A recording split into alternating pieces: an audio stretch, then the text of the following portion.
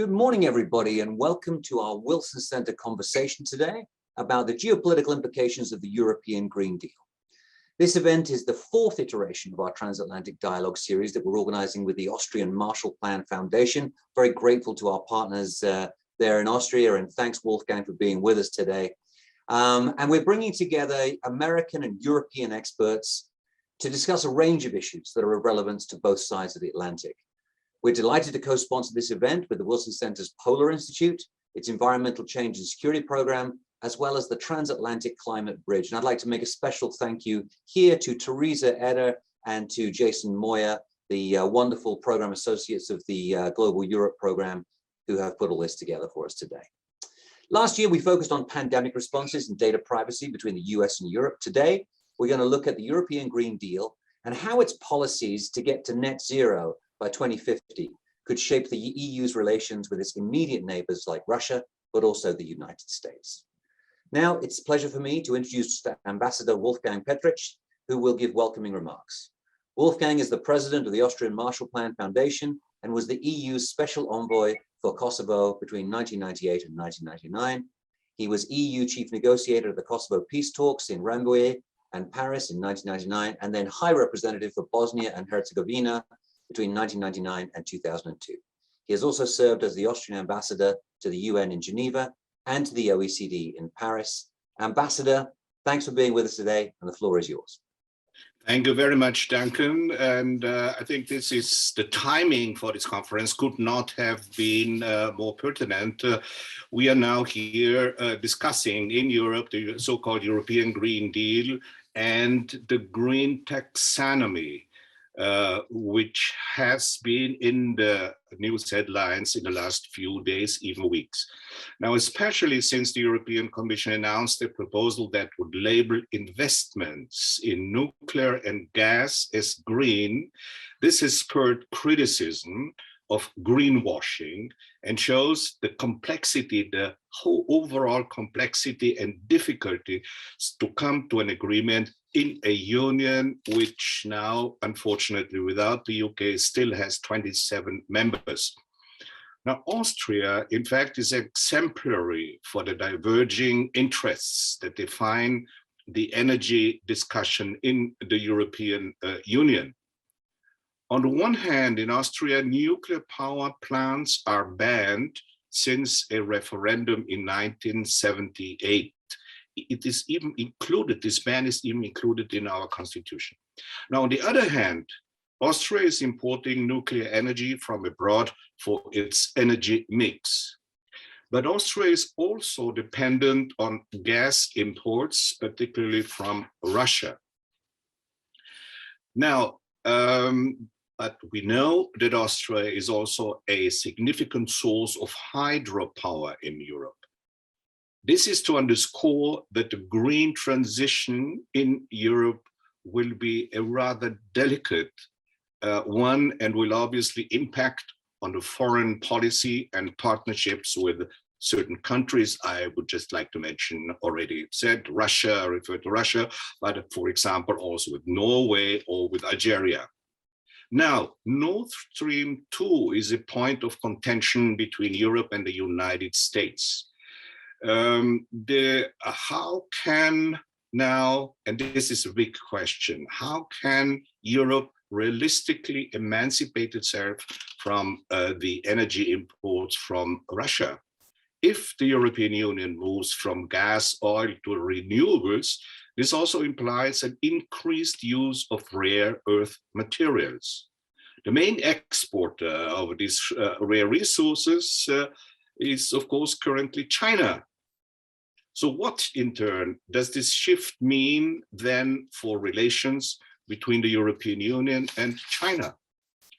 And lastly, how are all these evolving energy and climate policies of the Green Deal going to influence the transatlantic relationship, the relationship between the United States and Europe? How does the Green Deal influence the renewed US leadership on climate? Well, dear friends, these are some of the questions our panelists are going to discuss and debate today. Let me have one more last thing. Our current fellow at the Wilson Center is Andreas Raspotnik, and I would like to welcome Andreas particularly warmly. Now, Andreas, today's moderator, is researching the nexus between European Union policies and the Arctic. And naturally, the European Green Deal is a huge part of the puzzle piece in it. First, because the Arctic is most affected by global climate change, and secondly, because climate change has geopolitical consequences for the Arctic. More resources could be extracted, like rare earth minerals, for example. In the European context, we also must not forget that the majority of Russian gas imports actually is coming from the Russian Arctic. Now, in concluding, let me say a few words about our cooperation with the Wilson Center. Without exaggerating, I can say that the cooperation with the Wilson Center in Washington, D.C. Is for the Austrian Marshall Plan Foundation a flagship initiative. We are proud to be partners of the Wilson Center because this partnership helps us to fulfill our mission, and this mission is to foster transatlantic excellence. Therefore, I would like to thank Duncan and Teresa for their gracious support, and would like now to hand over to Andreas. Thank you so much, and I'm very proud to be part of this conference this afternoon in Europe and the morning in Washington, D.C. Thank you. Vielen Dank, Wolfgang. Hi, everyone. Good morning, good evening. Maybe we also have some people visiting or listening in from Asia, so then I would say good evening. But let's stick to good morning and good afternoon. As Wolfgang said, my name is Andreas Raspotnik. I'm currently a fellow at the Wilson Center, sponsored by the Austrian Marshall Plan Foundation.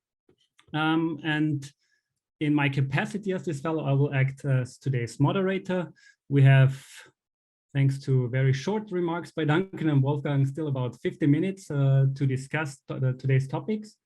I'm very happy that we have gathered 3 high-level panelists or speakers today. Unfortunately, not at the Wilson Center, but digitally here. Thank you very much, everyone, for joining. Each of the panelists or speakers will have a few minutes, 5 to 10 minutes, to speak about their ideas on the European Green Deal, both from a research but also from a policy-making perspective. And then we'll open up the floor to questions from the audience. Please, you have the option to just type the questions in the chat section online, and then we'll try to gather the questions by our colleagues here at the Wilson Center and then ask them directly to the panelists. Before I'll introduce each of the panelists and give the word to the first speaker, let me just briefly again also repeat a bit what Wolfgang said. You know, what's the intention, what's the objective of today's event? Very basically, it is about the European Green Deal and what the European Green Deal means globally, and what kind of repercussions the European Green Deal has on the EU's relationship, first and foremost with the United States, but maybe also with regard to other parts of the world. I think most of the audience knows what the European Green Deal as such is. It's the European Union's aim to become the first climate neutral continent by 2050, meaning no new net emissions by 2050, and economic growth is supposed to be decoupled from resource use, so economic growth to do in a sustainable, in a social way, in a way that no one is left behind. That's the main intention. The EDG, the European Green Deal, is more the umbrella term. If we talk more policy-wise and how to deliver the European Green Deal, the Commission proposed a set of policies, both on the climate, energy, transport, but also taxation aspects, for reducing CO2 emissions by at least 50% by 2030, and that's what's called the Fit for 55 package. I guess some of you have heard about that. But that's enough about from my side. Let me quickly introduce the speakers of today. First, we'll have Jeremy Shapiro with us. He's the research director of the European Council on Foreign Relations, an expert on US foreign policy and transatlantic relationship. And the idea for this small 1-hour event came from a report he co-authored with colleagues from the European Council on Foreign Relations and the Bruegel think tank in Brussels on the geopolitics of the European Green Deal. That was published about a year ago in February 2021. And Jeremy will say a bit about their findings and his ideas on the European Green Deal from a more geopolitical and global perspective. To answer his hopefully very, very controversial questions and thoughts, we have invited two high-level representatives from both the European Union and the US State Department. Thank you very much, Anne Bergenfeld and David Livingston, to join us here digitally. Anne is the senior advisor to the current High Representative of the European Union for Foreign Affairs and Security Policy, Josep Borrell, and she has, all the highly relevant portfolios she is dealing with for today's event. It's the European Green Deal, it's North America, and it's my very own pet issue, the Arctic. So maybe we can also talk a bit about the Arctic and Greenland and penguins. Polar bears, of course. Sorry for that. And then we have David Livingston. He is the senior advisor to US Special Presidential Envoy for Climate, John Kerry. Thank you very much for both of you to join us here. David, you'll be the last one, but definitely not. So you have the word after Jeremy and Anne. And now I want to give the floor to Jeremy. 5 to 10 minutes. Take your time. And again, thank you very much for joining us. Thanks, Andreas, and thanks for having me. It's a real pleasure to be here and to be able to talk about these issues with such a distinguished panel.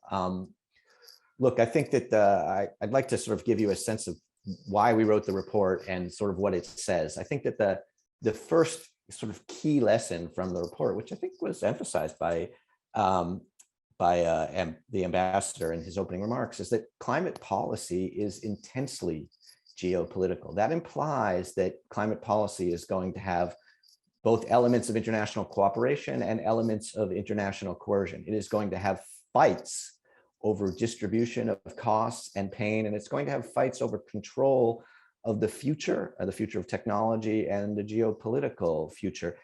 Anybody who tells you that climate policy is merely about getting together to solve a global problem is, I think, trying to sell you something. So be very careful of that. The European Green Deal fits very much into that paradigm by essentially redefining the European economy. The European Green Deal is going to change relations between the EU and its neighborhoods, and it's going to redefine Europe's global policy priorities. This essential geopolitical nature of climate policy means that elements of the Green Deal are going to be resisted by various European partners and adversaries, and it's going to engender a geopolitical response, which we need to understand, which European policymakers need to understand and prepare for. If the foreign policy component of the European Green Deal doesn't work, then the entire effort is going to collapse. And I think that there's a very broad awareness of that in Brussels. So to map out the likely geopolitical implications of the Green Deal, we looked at the sort of most essential fact of the Green Deal, which is that to make Europe climate neutral by 2050, the Green Deal has to reshape the way that energy is produced and consumed in the EU. Today, almost 3/4 of the EU energy system relies on fossil fuels. This situation will be more or less reversed by 2050 if they're going to achieve their goal, which means that 3/4 of the EU energy system will be based on renewable energy. This profound transformation of the EU energy system is set to have a wide variety of geopolitical repercussions. And we identified in the paper 4 essential channels for these repercussions. The first is on oil and gas producing countries in the EU neighborhoods. And this is essentially because declining EU imports of oil and gas will affect Russia and other suppliers from the Middle East and North Africa region, Caspian and Central Asia, that base their economies and often their regime survival on the fossil fuels rent, and they mostly export their fossil fuels to Europe. The second is the repercussions for European energy security. The European Green Deal, again, if it comes off as envisioned, will, in a certain sense, solve Europe's oil and gas security concerns that are very much in the headlines today.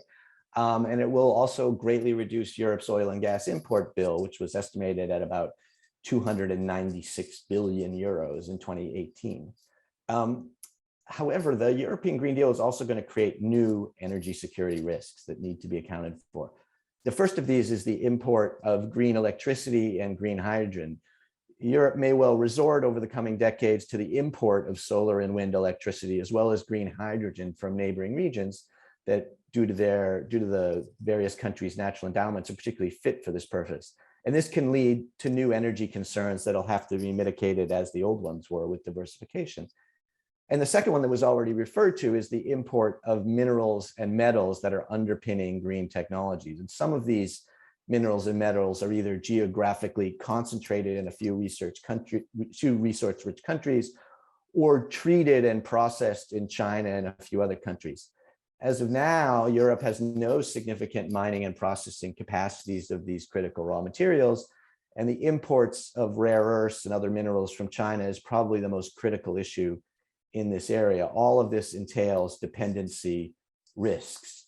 And if Europe just changes its energy security problem from Russia to China, that will hardly be an advance. The third repercussion of the Green Deal is on global energy markets. Europe is the first oil importing region in the world. And the fall in oil demand resulting from the European Green Deal, it's going to have an impact on the global oil market, the global gas market, and notably by depressing prices, which is basic supply and demand. And this is going to have a lot of implications for global oil producers. Just think about the fact that in 2019, when the price of oil averaged about $40 a barrel, Saudi Arabia's budget deficit was already 12% of GDP. If it goes below that, Saudi Arabia and a lot of other similarly placed countries are going to have even bigger issues. And the fourth channel is the repercussions that the Green Deal will have on global trade, notably via carbon border adjustment measures. This hasn't come up yet, but the idea is that in order to protect European producers from less carbon, from competition that doesn't have the same carbon demands on it in terms of reducing emissions, they need to implement a border adjustment that can account for that price change. This so-called CBAM can be implemented without endangering the multilateral trading system, but it is quite tricky in its technical details.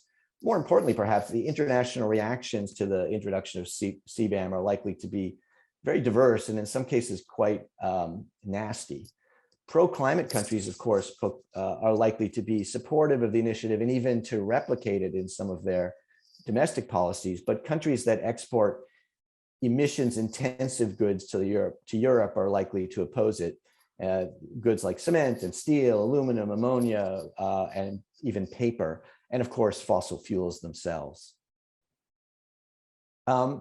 So in the paper, we looked at how other key countries are likely to respond to the European Green Deal, and I'd encourage you to read it. We looked at Russia, China, the US, Algeria, and Saudi Arabia as the key examples. I'll focus a little bit on the US in my remaining time. It's clear that in contrast to the Trump administration, the Biden administration is pursuing its own version of a Green Deal, and it also seeks climate neutrality by 2050. And there's a lot of potential for EU-US cooperation on CBAM and on a series of global climate actions. And this would be very useful. It would avoid an independent effect of the European Green Deal on the US and energy and manufacturing industries, which otherwise could be quite profound because the US exports a lot of fossil fuels and other carbon-intensive goods to Europe. They're about 19% of US petroleum exports go to Europe. And a fair share of carbon-intensive manufactured goods. There are, I think, a lot of, however, potential pitfalls in the US-EU climate relationship.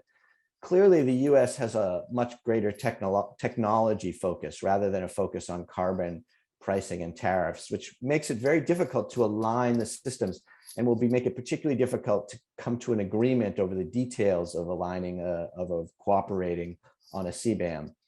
I think maybe more importantly, and rather obviously, climate is a highly partisan issue in the US. The Biden administration already can't pass its signature climate legislation through the Congress. The next administration, if it is a Republican one, may undo much of what the Biden administration does by regulation. I think that the plan that you hear very often mooted in Europe to rely on sort of climate-friendly US states is quite questionable, which we've seen by at the end of the Trump administration, the attack that the Trump administration was making on the state's capacity to do that.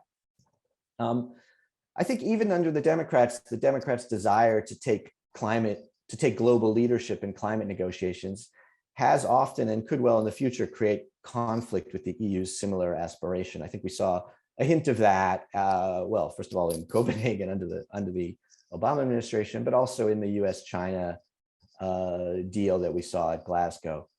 And finally, and most speculatively, but I think probably importantly, the European Green Deal implies quite strongly that there's going to be a lot more green industrial policy in Europe that will create subsidies that the US will see as protectionist. And I think we should expect to hear them complaining about that.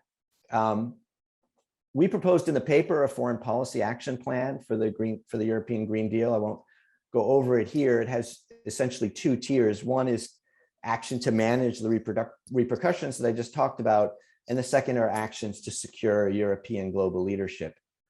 I think that there are a lot of future directions in climate geopolitics that we're working on that I think is maybe a little aside from this conversation, but I wanted to run over quickly. First is thinking about Africa, and I hope some of the officials can get into this, both encouraging a green transition and development in a geopolitically competitive environment. We're doing a lot of work at that on ECFR. The second and most obvious one is China preserving European energy independence in the way that I noted and promoting climate cooperation with a very difficult partner. The third is thinking about intergovernmental processes beyond the COP, and particularly how climate clubs, which is the sort of German term for unifying CBAM measures, can mesh and work with the multilateral system in the COP process. Internally within Europe, we're thinking about European tools for creating a climate foreign policy, particularly adapting development, trade, and foreign policy tools to climate goals, which really hasn't happened yet. And I think maybe in a way that we don't talk about enough, we were also trying to think about the national politics of climate in Europe, which are, I think, a lot more difficult than is often acknowledged. And I think as the Green Deal comes into play and as carbon and therefore energy prices rise in Europe, we should expect to see some very difficult politics on climate within Europe that we haven't really seen yet. We got a hint of that in France with the Gilets jaunes, and we're even seeing it in Kazakhstan, at least at the beginning of that, of those protests. So I expect to see a lot more of that. But I hope that was helpful for priming the conversation. I'll look forward to hearing what everyone else has to say.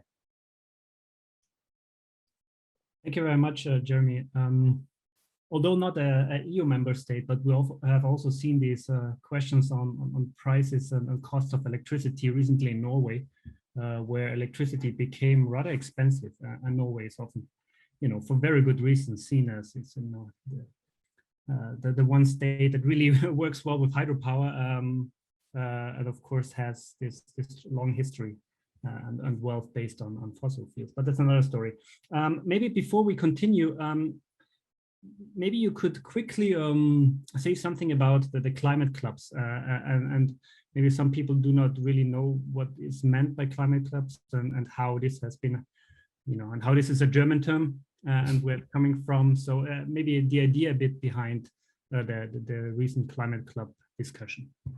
Well, I don't think anybody knows what climate clubs mean, which is the sort of advantage of the term. But I think that the concept, roughly speaking, is that you take countries on a sort of ad hoc basis who have similar approaches and similar views on what needs to be done to deal with climate policy, and have them forge ahead with climate measures that are more proactive, let's say, than what a lot of other countries are willing to do. And that can, if you think about the carbon border adjustment mechanism, that can allow a broader sort of internal carbon exchange system, so that conceivably, even if there is a carbon border adjustment for the European Green Deal, if the United States is in a climate club with the EU, which would be quite difficult to accomplish, but would be certainly worthwhile, then the US essentially wouldn't have to face that carbon border adjustment mechanism and could in some sense be inside the carbon market of the EU, or at least there could be a single carbon market. All right, thank you very much. So I guess the next session, the next event we have is on climate clubs, and and what now Chancellor Olaf Scholz had in mind when he also proposed it a few weeks ago or months ago. Next speaker, now we switch over to the policymaking side, sits in Brussels in one of those cozy EU Commission's offices, Anne Bergenfeld. Thank you very much for joining. Thank you very much also for the nice conversation we had last Friday. The floor is all yours. We look forward to your intervention. Thank you very much, Andreas, and thank you very much, everyone. Thank you for the invitation.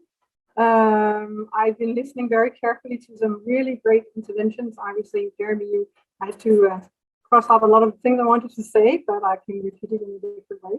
So, and your report from last year, we read with great interest, and I know my boss also liked it a lot. So, so congratulations for this. Let me also just say, also on a personal basis, but certainly on behalf of the EU, how happy we are to have the EU back, the US back with the EU in climate policy.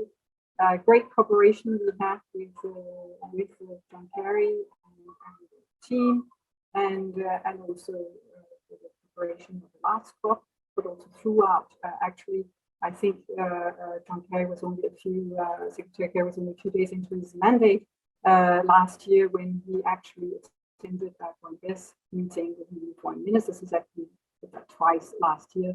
So just to show the kind of cooperation we have at all levels with the US. So very, very happy about this.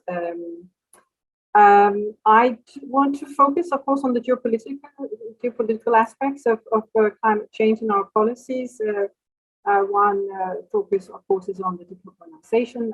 Jeremy has a very good input, but also on the security aspects, because, of course, climate and security are of course linked. We know, and I think looking back to my own past, when I've been dealing since a number of years on climate issues, if people couldn't understand maybe the economic aspects at that time, we could always get into think in sort of more long-term aspects of the security implications of climate change. But I will come back to the security points when I've shared my thoughts on the geopolitics, on the, of course, economic and political aspects and impacts of this transition. Of course, when we talk about EU and climate policies, it's not like we just came up with this with the underlying mission. Of course, the level of ambition it's quite remarkable, but this is, of course, a journey we've been taking over the last few decades, a couple of decades, so it's nothing new. And I think it also shows a very successful path. I think you, Andreas, mentioned the growth and the cutting of emissions is something we would like to show how we cut emissions. I think it's around 25-22% since 1990. At the same time, we've had 60% growth. So it's a good story, and it also shows that this can be done. And when we do this in the EU, it's of course because we have the question that science tells us we must do. We must do. And I think that's very important not to forget that there is no other solution, that we have to take ambitious action. But also the economics tells us and teaches us that we should. And I think the last 2 decades of history and more than that, it shows us this has been a success. And then, of course, the technology more and more shows us that we can do it. So we are convinced that, of course, we can't do it alone. We have 8% of world emissions, so it's very little. But we are convinced that the world can run on a clean technology that will benefit everyone and improving the creating stability. But of course, the road to get there is what Jeremy was also hinted at, is not easy and it's full of risks and obstacles. But we also have to bear in mind that the costs and consequences of no action to what we will be doing, and we need to be prepared. Now, in the EU, we have, of course, also been, we are not just looking when we say we want to do it ourselves and we have an ambitious financial budget to do so. We have also ensured to ensure that we fulfill our obligation and find finance. We have been and remained in the forefront on providing finance to developing countries. Together with our member states, the latest figure is, I think, around 23.39 billion of 2020. And a third of our global Europe, which our new budget is called, that runs until 27, has just been given additional 4 billion. So we are quite keen on pursuing a very ambitious approach, because not only do we need the EU to continue to deliver, we need the rest of the G20 economies to do so at an equally ambitious level, and we need to help the rest of the world as well. That's our moral obligation. This is, of course, something where we find each issue in the end would be also the crunch to whether or not we will be able to deliver an ambitious COP later this year.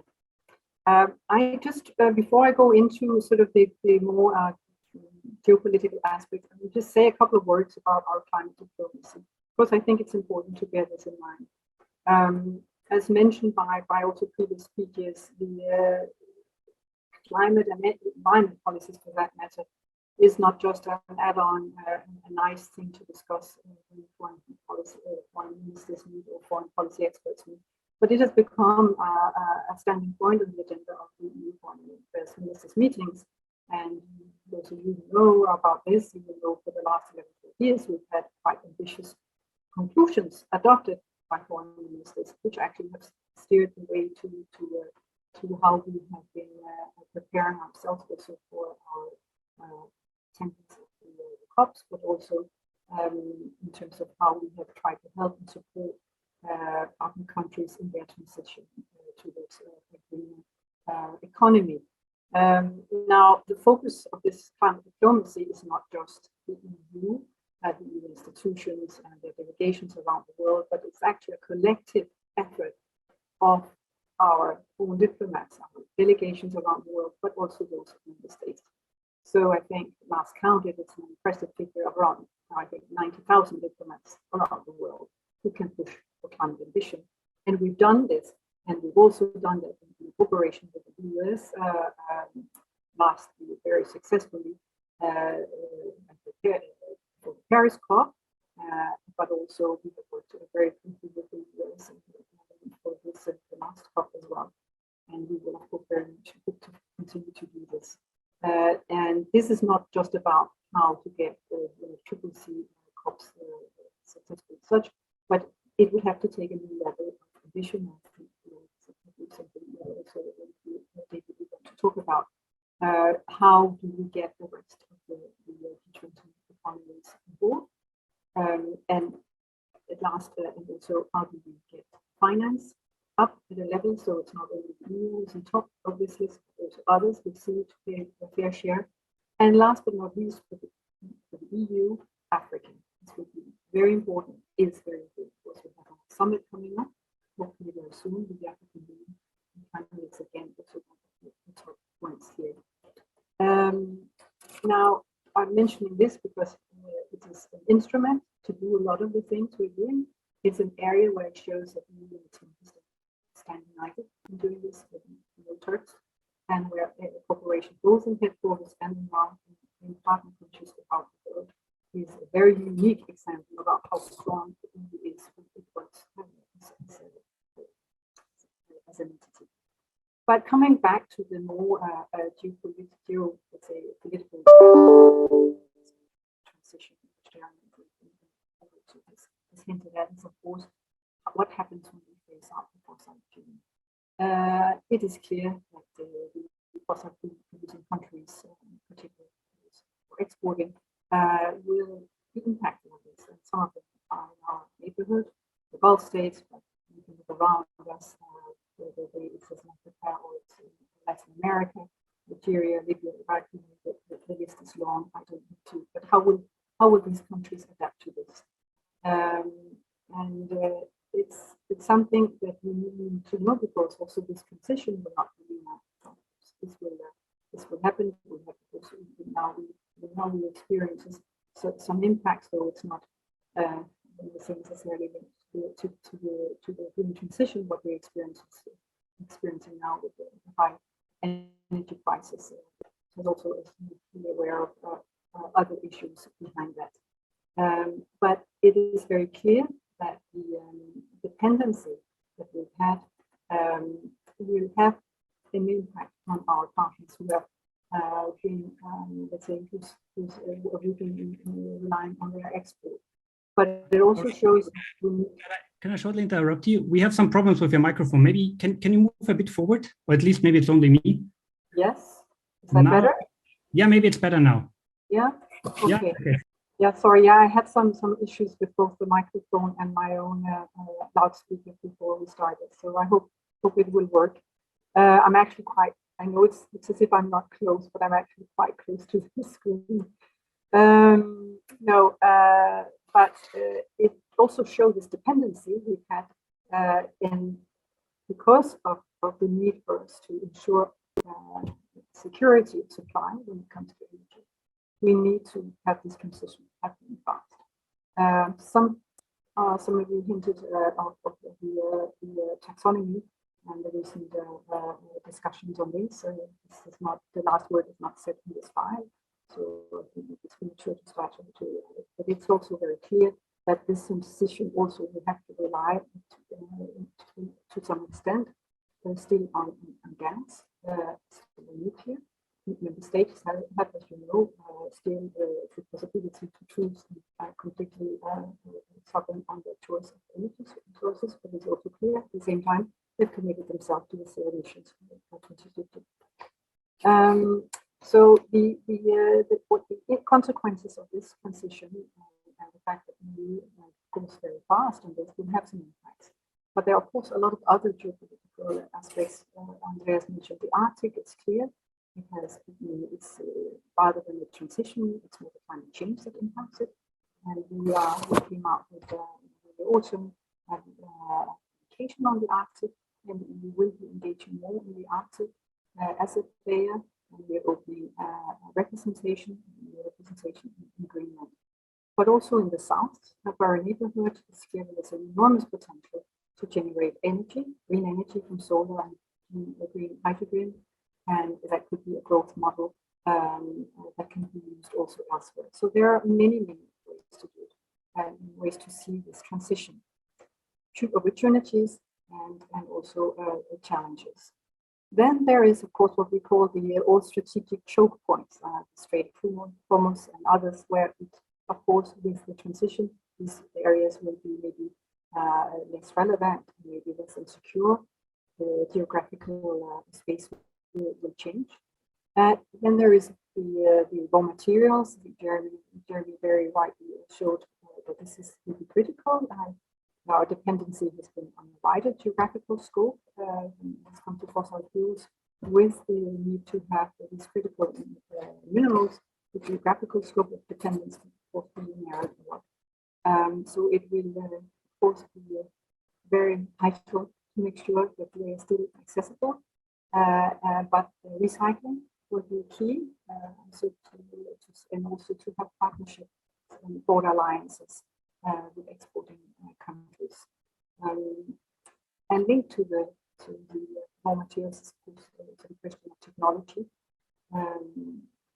exploiting technological dominance, denying access, of course, also in the future, become a source of future conflict. We need to be aware of the mind. So again, we are very engaged in the EU to see how we can work on more collaborative efforts in partnership and scaling up investment in promotion of technology innovation, but also ensuring focus on recycling, as I mentioned, and see how to work with the partners. We adopted in the last year the report Gateway, as we know, where we hope to be mobilizing around 300 billion euros per year in investments until 27 to cater for partners' needs and our interests. And I'm sorry, I need to interrupt you briefly because we have problems with the audience, apparently cannot hear you that well. So I took a couple of notes on what I heard and what we discussed on Friday. So maybe I can follow up in that conversation and give the word to David. Yep.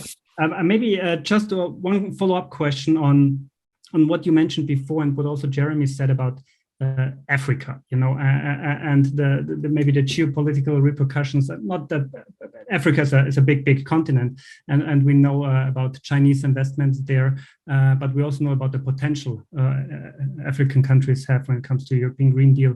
Maybe you can say a few words about your ideas or the ideas your commission and your boss and your other commissioners have in that regard. Well, I could say that we came as one of. Can you hear me now, or is it still an issue? Now we hear you very well. Okay.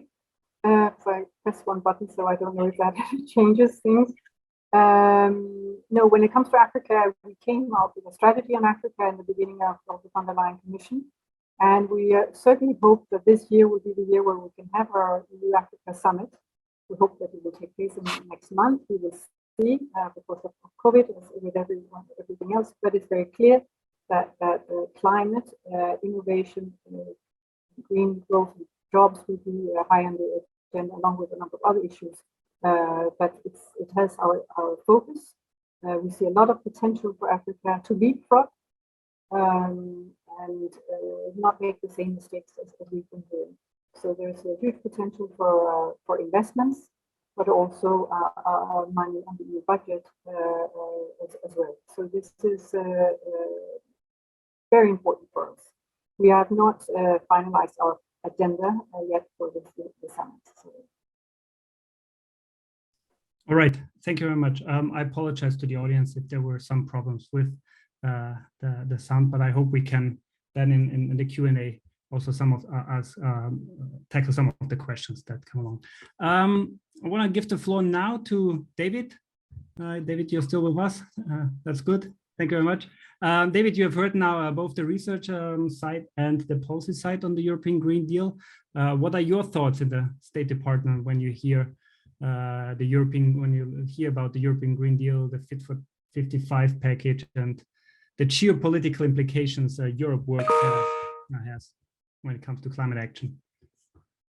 Well, thank you, Andreas, and it's a pleasure to join you and Anne and Jeremy, Wolfgang, and others here for a terrific discussion of one of the great challenges, but also one of the great opportunities that face policymakers on both sides of the Atlantic. And I think that's the task of ensuring strategic stability in key regions and across key domains as the world takes actions, of course, to address the climate crisis. And as we have an accelerating global energy transition, even as that energy transition is not, I think, as we need to recognize, one globally homogeneous phenomena, but articulates itself in very different ways, in different sectors, in different countries around the world. It's already been laid out quite well, the fact that geopolitics and the climate crisis are increasingly inextricable. I think it's important to recognize that there's several different categories in which these two intersect. One can harness geopolitical tools in the service of climate goals. One can harness climate tools in the service of geopolitical goals. One can seek to attenuate or to reshape the relationship between physical climate impacts and geopolitics in the service of managing that strategic stability that I referenced at the outset. And one can also seek to attenuate or to reshape the relationship between the energy transition and the various transition risks or transition dynamics and geopolitics as well.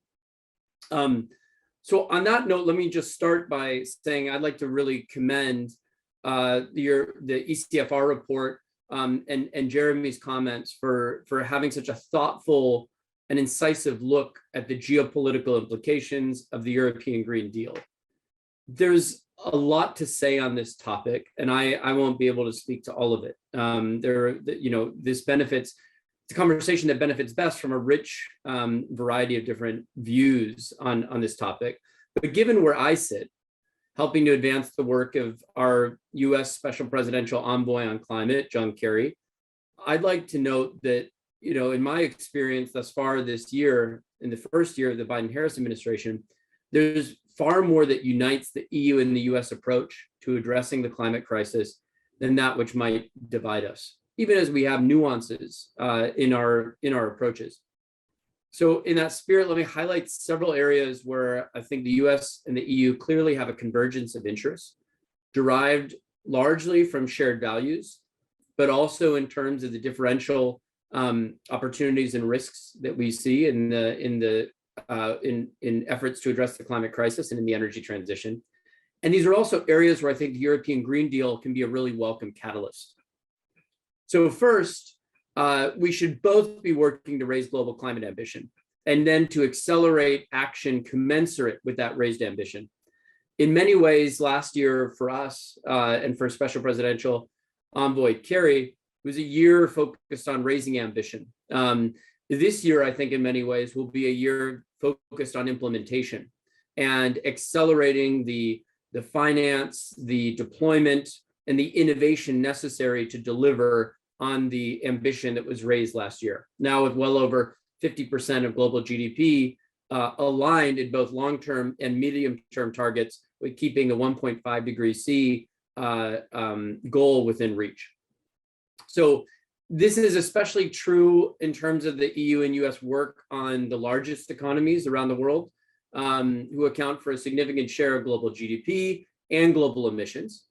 And the EU and the US are, of course, well positioned to do this.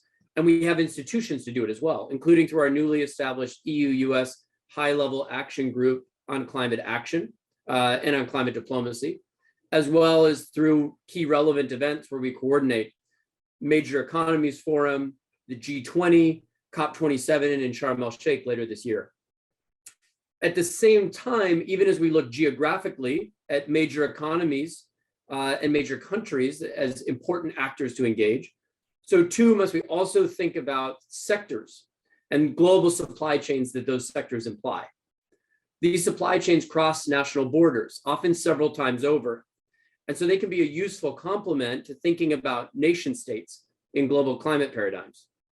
Some of the signature initiatives of the United States and the Biden-Harris administration, from the Global Methane Pledge to the Agriculture Innovation Mission on Climate to the First Movers Coalition and beyond, are aimed at driving virtuous cycles of ambition and action in key economic sectors, including what until now have been considered hard to abate sectors.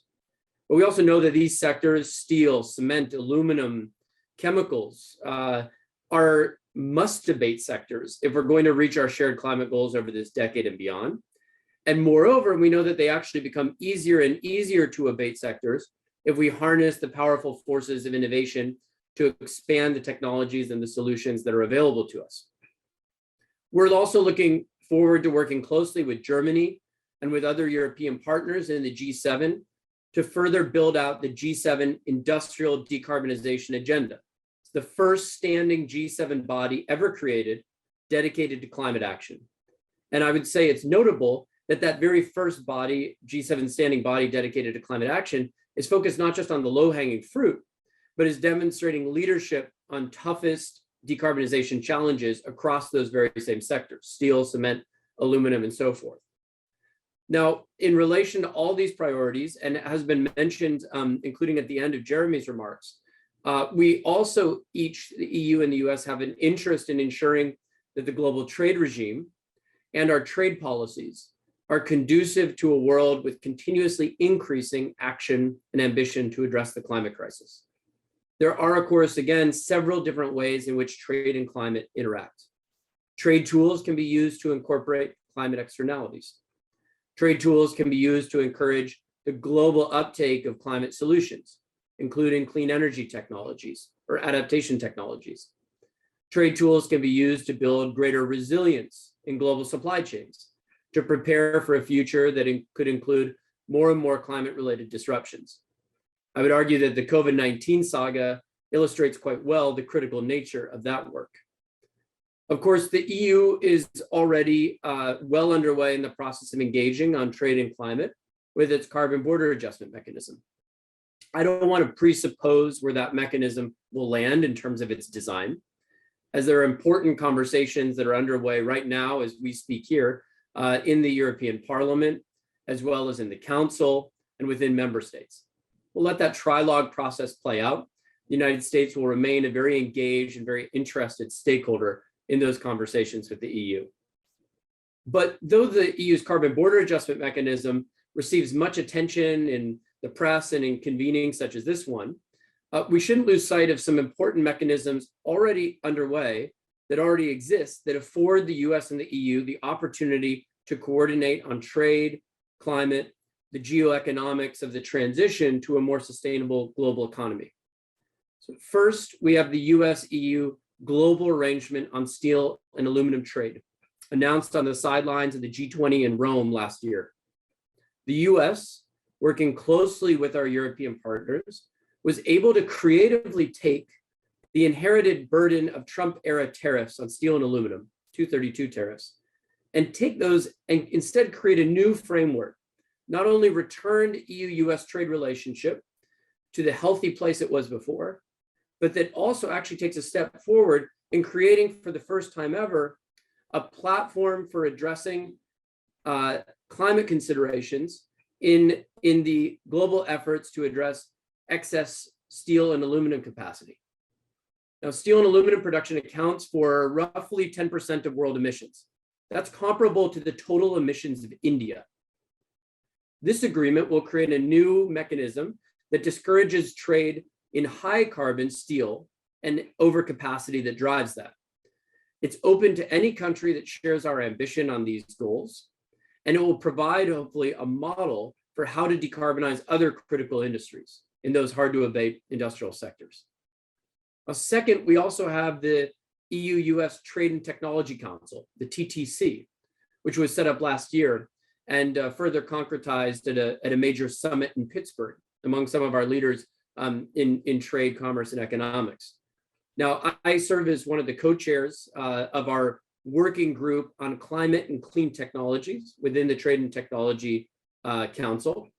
And we've already had several meetings with our EU counterparts.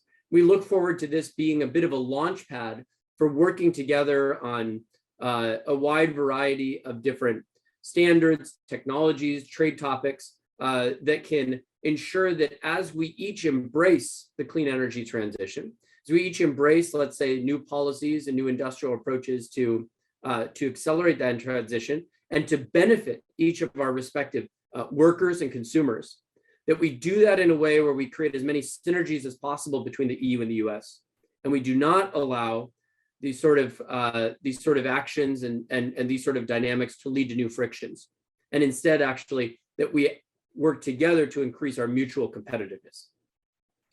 Now, I'm not saying that will be easy, and it won't happen overnight, but we have, in addition, of course, to the existing institutions that we've always had, the EU-US Energy Council, and several other institutions like these, we have a wide variety of tools now where we can coordinate our approaches to the transition and coordinate around the geopolitics, not only the Green New Deal, but also some of the ambitious initiatives that I just laid out that the Biden-Harris administration is undertaking, in a way that ensures that strategic stability, that creates prosperity for our consumers, our workers, and that addresses, I think, the very real and the very evolving nature of energy security and critical mineral and material concerns as we undertake this transition.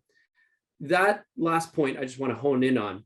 That's a real area for us to work together to improve the supply security of critical raw materials, to limit dependence on unreliable suppliers or undue dependence on other countries.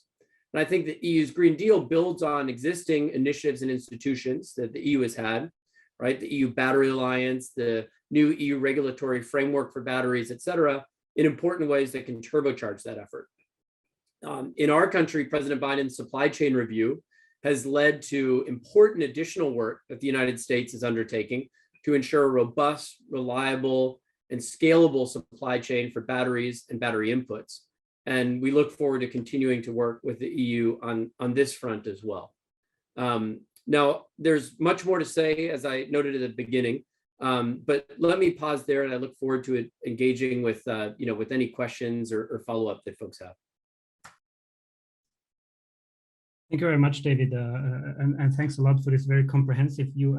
Maybe I quickly want to take a few thoughts you had, like, on various sectors on where the US and the EU could cooperate, and take this question to Anne, and what you also mentioned with regard to critical raw materials. Reducing dependency, I think we kind of know of which actor, which stakeholder you're talking about. But maybe, Anne, what are your thoughts on working together on more on this critical raw material aspect, on how the various other sectors, and in which fora, in addition to the G7 or G20 or other fora, where the EU and the US could cooperate?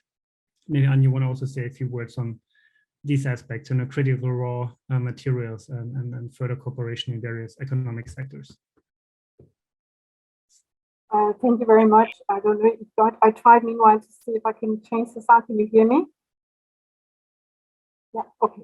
Okay, very good. No, I would be obviously very happy to work with the US and on this, as David very eloquently explained. We do a lot already together, and this is an area we would also like to do more with the US. What kind of format, in which setting this can be done? We have many working groups, many initiatives and dialogues that have been set up also after our summits that we had last summer, very successful US summit.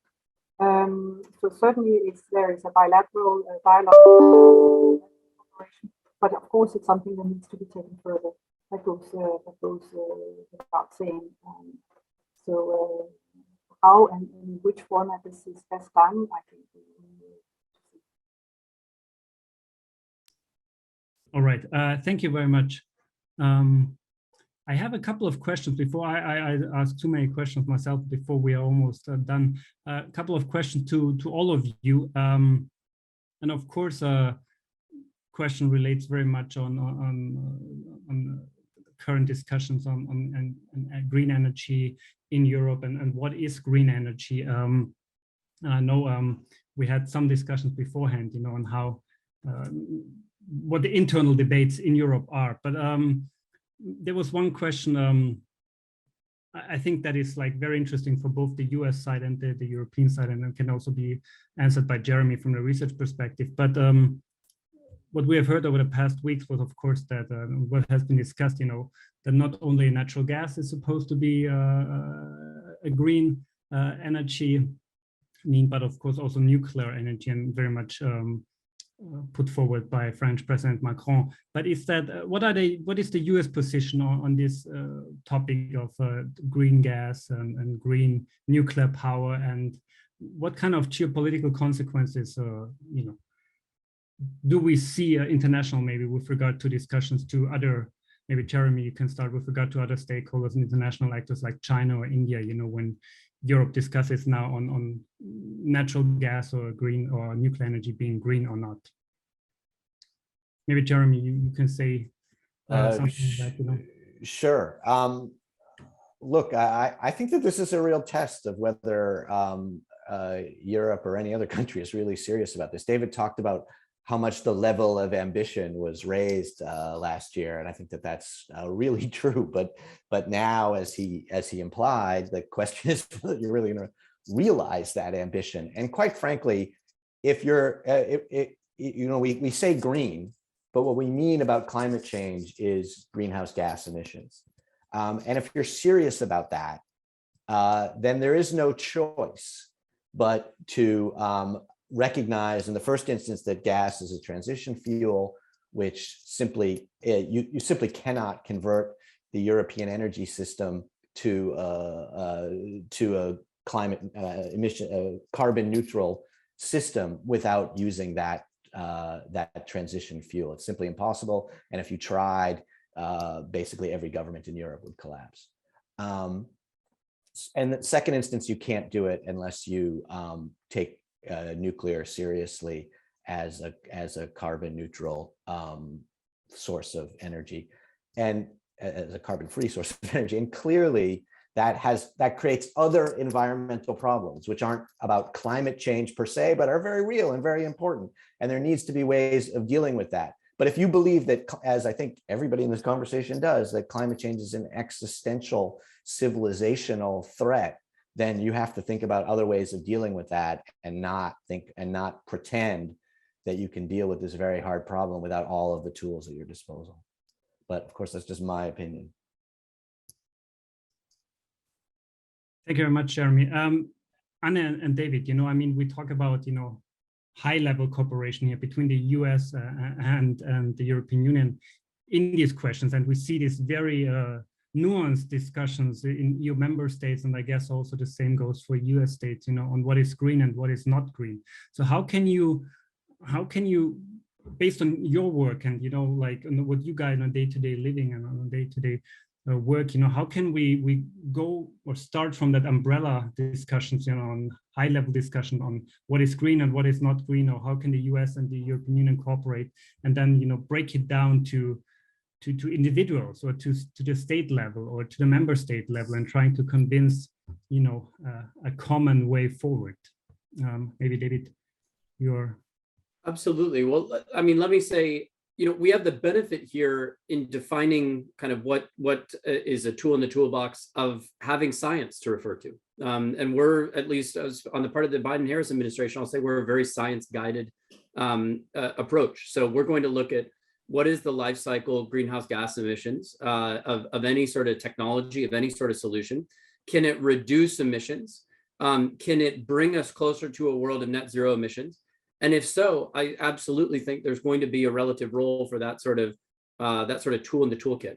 I know, for example, that Secretary Kerry and myself and our office are very excited about the role that the new nuclear technologies that offer greater safety benefits, but also more affordability, and hopefully the ability to deploy without the cost and time overruns that we've seen in the past.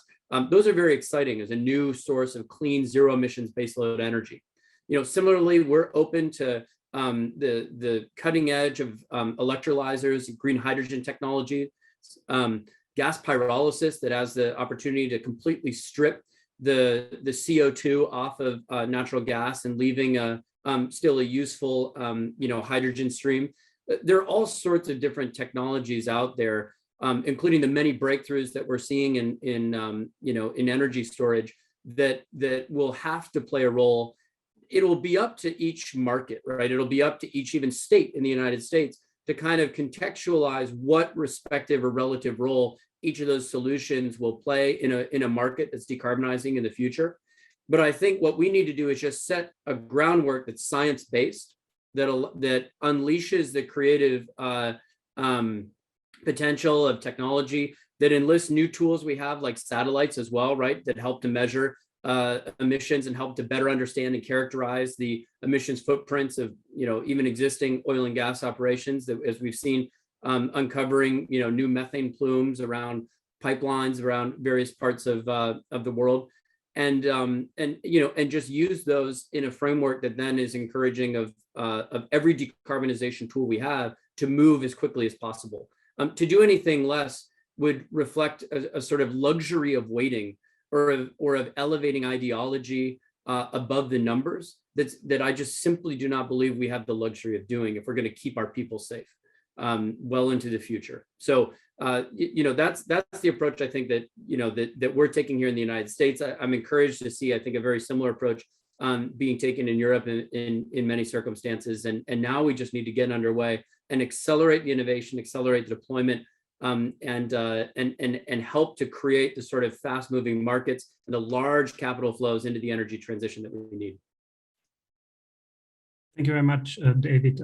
Anna, do you maybe want to have a few words on my question and on David's intervention? Yes, I mean, very much along the same lines, and also as I hinted at, what you might not have heard it in my own intervention, it is clear that gas and nuclear will continue to play a role. And what has been discussed now is that they whether they are compatible with the taxonomy regulation. And what we have said, what we proposed is that they can benefit from this only insofar as they contribute to this transition, and only for a very defined period. But it's clear that both oil and gas will continue to play a role in that transition. And member states, they do have the right to decide on their energy mix and how they do it. And as David said, I mean, it's science guided. Hopefully, the new technologies will be developed, but nuclear will continue to play a role in a number of member states. That's also very clear. But we hope, of course, that over time we will develop also technologies that we don't even think of here, as we said on the 10th of January 22. That's something completely new will appear, something we haven't even thought about.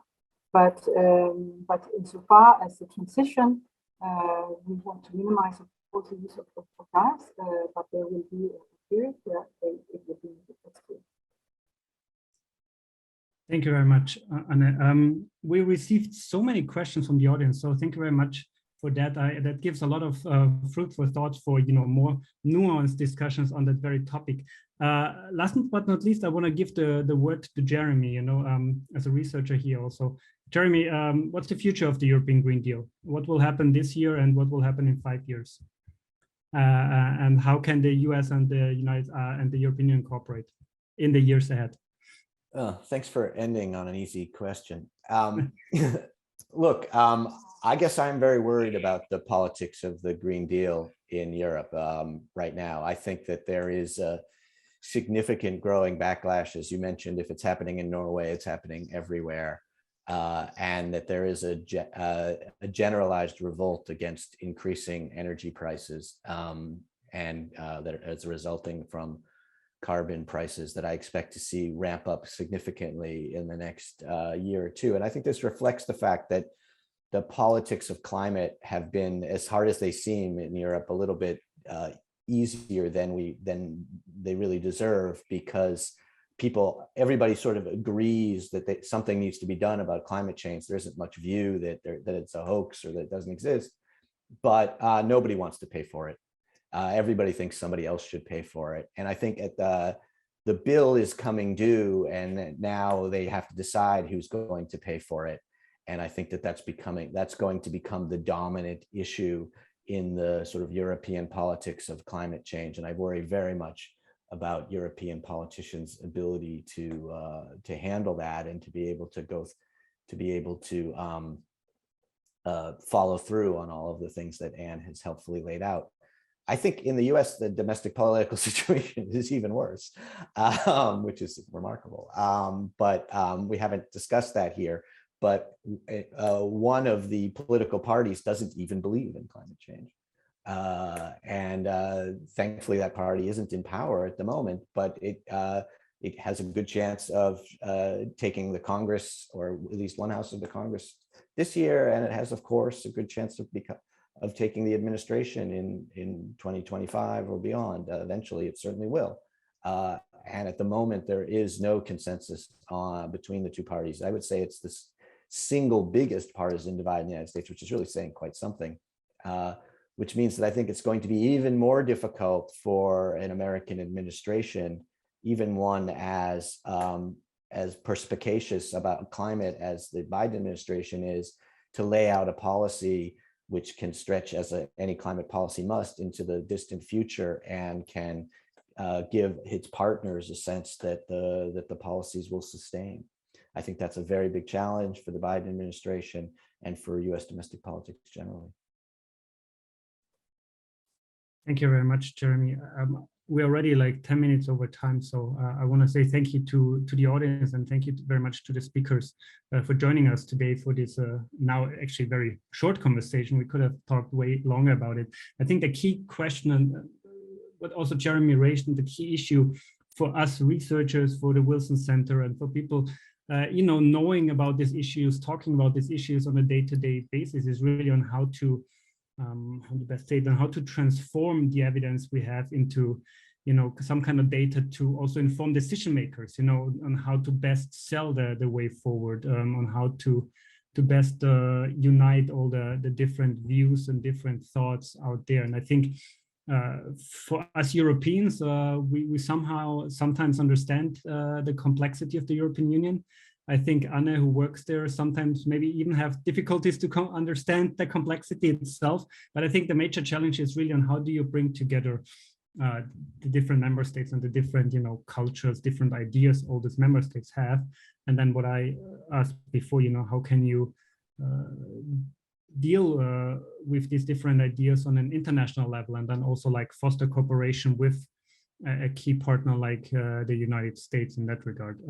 Again, thank you very much for joining. Sorry for being 10 minutes late. Sorry for maybe some of the difficulties we had with the tone. Thanks again, Jeremy. Thank you very much, David. Thank you very much, Anne. Again, we had a lot of questions from the audience. I might maybe share some with the speakers, and maybe we can, pick them up in a follow-up discussions in the months ahead.